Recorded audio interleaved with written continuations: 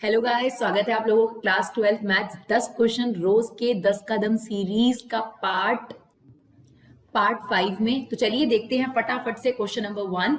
The area of the triangle with vertices -3,0 3,0 and 0, k is 9 square unit. यानी आपको area of triangle already given है और आपको k की वैल्यू निकालनी है। तो अगर आपको याद हो एरिया ऑफ ट्राइंगल का फॉर्मूला डिटरमिनेंट चैप्टर में आपको गिवन है, दैट इज हाफ पहले वाले के वर्टिसेस यानी x1 y1, second x2 y2, x3 y3 और यहाँ कोफिशिएंट पहले से फिक्स है x1 1 1। तो हमारे पास area of triangle already given है 9, वो हमने पुट कर दिया half. Now this is x1 y1, तो ये आ गया -3,0, this is x2 y2 and this is x3 y3, right. अब इसके बाद आपने क्या करना है बच्चों, डिटरमिनेंट एक्सपैंड करना है। तो डिटरमिनेंट एक्सपैंड करने के लिए आपको क्या करना पड़ता है, प्लस माइनस प्लस। तो आप डिटरमिनेंट एक्सपैंड कर दीजिए, -3 हम लोग लिखेंगे, ये कॉलम और ये रो जाएगी तो 0 और माइनस के, ठीक है। तो ये अल्टीमेटली बन गया 3k।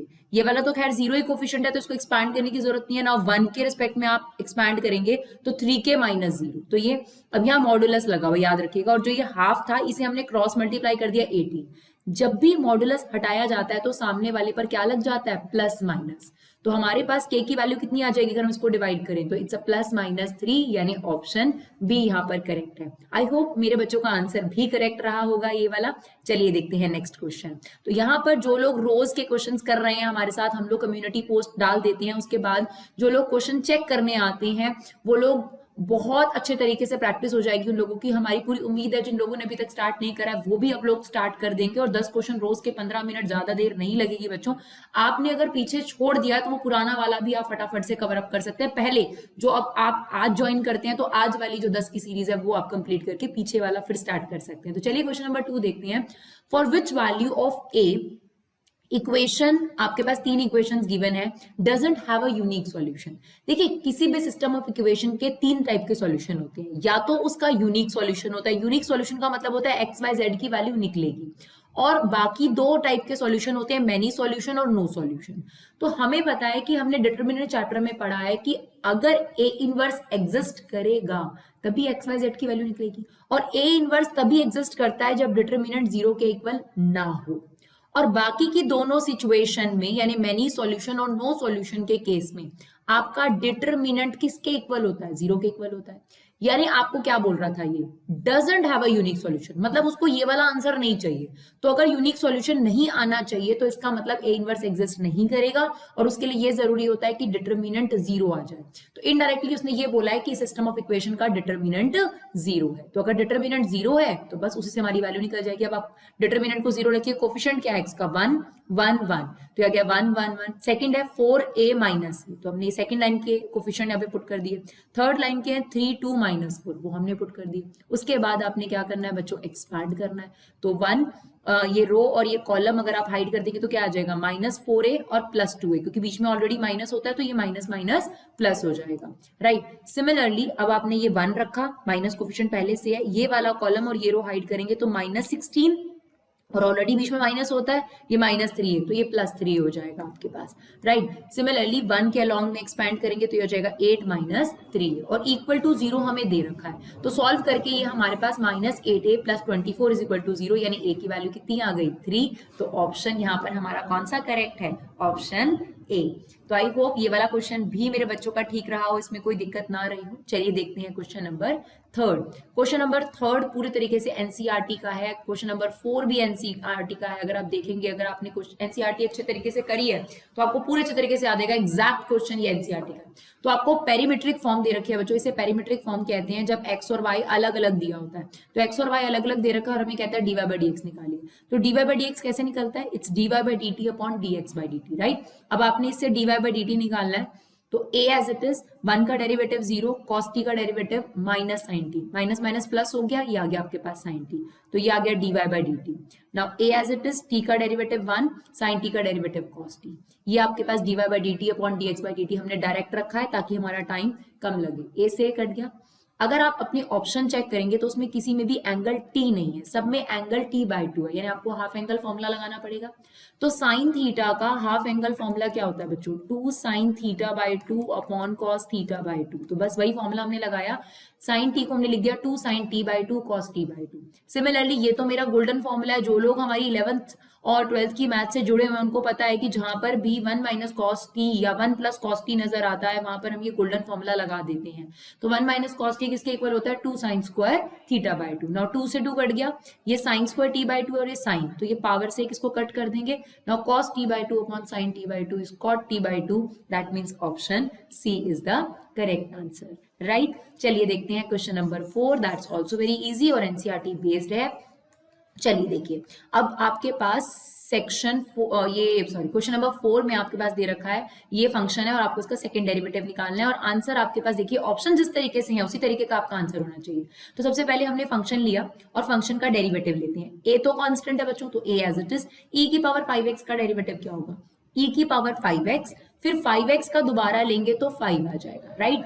फिर ऐसे ही b as it is, e की पावर माइनस 5x का डेरिवेटिव, e की power minus 5x, minus 5x का दोबारा लिया तो वो माइनस 5 आ गया।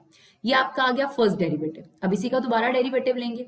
Now 5a as it is, e की पावर 5x का डेरिवेटिव, e की पावर 5x, फिर 5x का गेन लोगे तो 5, तो 5 से मल्टीप्लाई करके हमने क्या लिख दिया है, 25। सिमिलरली 5b पहले एज इट इज लिखा, e की पावर माइनस 5x का डेरिवेटिव, e की power minus 5x, minus 5x का आप दोबारा लेंगे -5, तो वो गया +25। अगर हम ध्यान से देखें तो हमारे जो ऑप्शंस हैं उसमें y में आंसर है, तो हमने भी देखा कि यहाँ से 25 कॉमन आ रहा है। 25 कॉमन लेने के बाद जो बच रहा है वो पूरा का पूरा कुछ और नहीं, जो क्वेश्चन हमें गिवन था यानी y।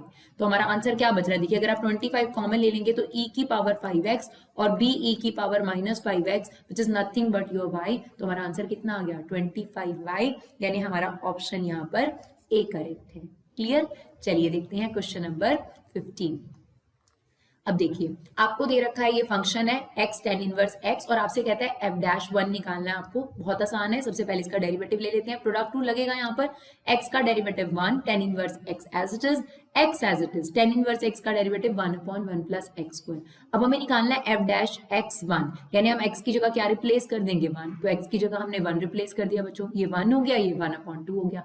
अब tan इनवर्स 1 कब होता है, 45 डिग्री पर। तो आप देख सकते हैं इसमें से कौन सा ऑप्शन जो है वो आपके पास करेक्ट है। सॉरी बच्चों, यहाँ पर गलती से मैंने बी और सी एक से ऐसा लिख रखा है, यहाँ पर माइनस है, तो हमारा कौन सा करेक्ट ऑप्शन हो गया, ऑप्शन बी।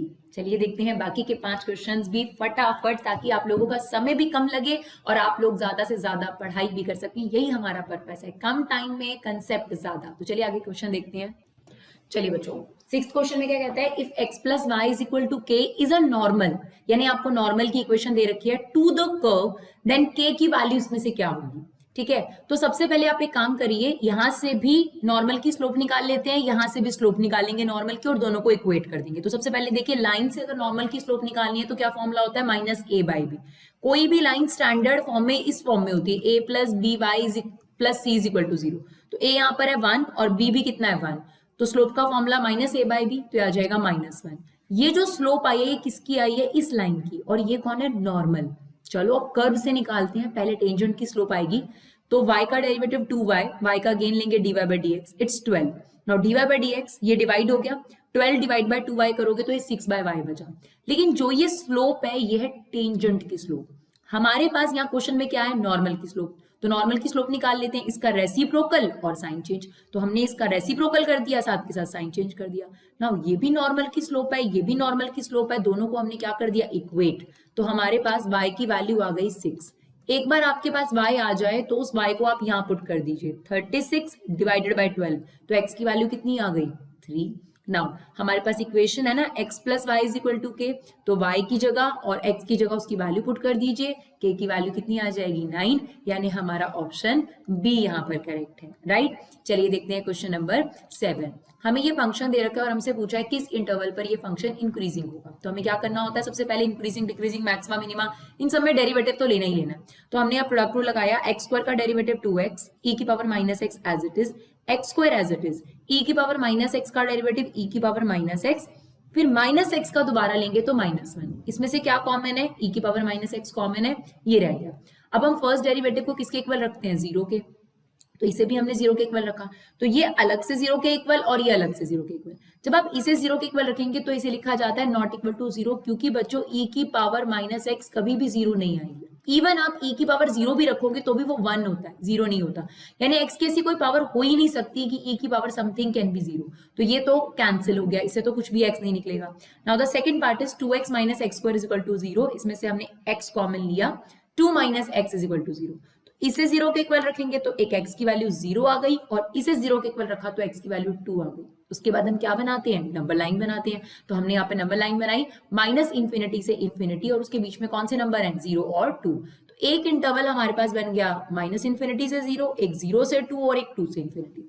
अब हमने क्या करना होता है, -इंफिनिटी से 0 के बीच में कोई भी वैल्यू लेनी है, और जो आपका फर्स्ट डेरिवेटिव है, ध्यान रखिएगा first derivative, that means this, इसमें पुट करके चेक करना है। तो मैंने ले लिया -10, तो देखिए e की पावर -10 तो e की पावर 10 हो जाएगा, वो तो पॉजिटिव ही है, इसको लेकर तो कोई प्रॉब्लम है ही नहीं, आपको तो पॉजिटिव है, पक्की बात है ना, सिर्फ यहाँ देखना है। तो अगर आप यहाँ -10 रखोगे तो हो जाएगा -20, और ये हो जाएगा आपके पास +100, सॉरी -100, तो ये आपके पास नेगेटिव आ रहा है, तो देखिए हमने लिखा है इस इंटरवल पे हमारा आंसर आएगा नेगेटिव।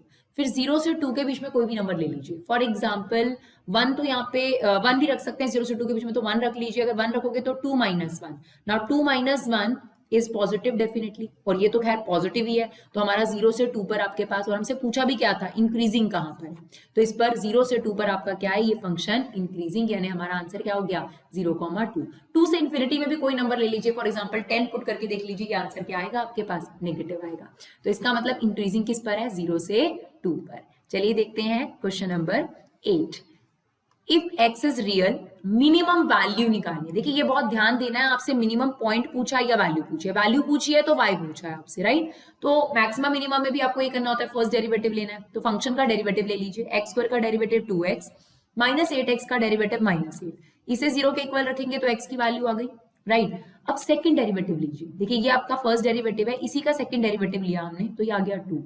अगर सेकंड डेरिवेटिव पॉजिटिव आ जाए तो जितनी भी आपके पास x की वैल्यूज हैं वो मिनिमम पॉइंट ही हैं, राइट। अगर ये मिनिमम पॉइंट है, आपको पॉइंट नहीं पता करना, आपको वैल्यू पता करनी है, ठीक है, तो यहाँ पर ऑप्शन में 4 भी दे सकता है, तो आपसे गलती हो जाएगी, तो ध्यान रखिएगा कब पॉइंट पूछा है कब वैल्यू, तो ये मिनिमम पॉइंट है। अब हमें वैल्यू पता करने के लिए इसे किस में रखना पड़ेगा, फंक्शन में, तो हमने यहाँ x की जगह देखिए 4 रख दिया है, तो हमारे पास आंसर आ रहा है 1, यानी मिनिमम वैल्यू कितनी है आपके पास 1, और मिनिमम पॉइंट पूछा जाए तो वो क्या है आपके पास 4, राइट। चलिए देखते हैं क्वेश्चन नंबर 9, हमें फंक्शन दे रखा है natural number two natural number, और फंक्शन दे रखा है 2x + 3, हमसे पूछ रहा है ये इंजेक्टिव है, सरजेक्टिव है या बाइजेक्टिव है। तो देखिए सीधी सी बात है, आपको डोमेन क्लियर है नेचुरल नंबर, अगर हम वेन डायग्राम से भी इसको समझने की कोशिश करें, सॉरी जो एरो डायग्राम होता है, तो natural number two natural number, तो यहाँ 1 2 3 4 अनलिमिटेड तक होगा, 1 2 3 4।